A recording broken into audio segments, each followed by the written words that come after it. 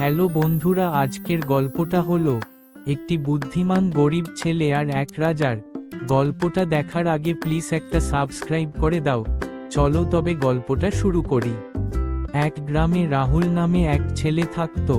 সে ছিল খুবই বুদ্ধিমান। একদিন এক রাজা তার দরবারে ঘোষণা করল যে আমার 3টি ধাঁধার সঠিক উত্তর দিতে পারবে তাকে আমি পুরস্কার দেব। সব ধনী লোকেরা গেল, কেউই পারল না। রাহুল গরিব হলেও সাহস করে সে রাজদরবারে গেল। আমার প্রথম ধাঁধা হলো, যে জিনিসটা আমাদের না দেখে দেখা, না ছুঁয়ে ছোঁয়া, সেটা কি? রাহুল একটু ভেবে বলল, স্বপ্ন। রাজা তাকিয়ে রইল আর বলল, একদম ঠিক। আমার দ্বিতীয় ধাঁধা হলো, পৃথিবীর এমন কি জিনিস আছে যেটা যত দাও তত বাড়ে? রাহুল আবারও একটু ভেবে বলল, ভালোবাসা ও জ্ঞান। রাজা হেসে বলল, আবারও সঠিক উত্তর।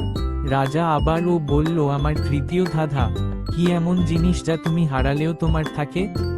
রাহুল বলল, এই উত্তরটা হবে নাম। রাজা খুব খুশি হয়ে বলল, তুমি গরিব কিন্তু সত্যিই রাজাদের মতো জ্ঞানী। তারপর রাজা গরিব রাহুলকে পুরস্কার দিল। তো গল্পটা আপনাদের কেমন লাগলো নিচে কমেন্ট করে জানাও। আর চ্যানেলটা একটা সাবস্ক্রাইব করে আমাদের পাশে থাকো আর লাইক দিতে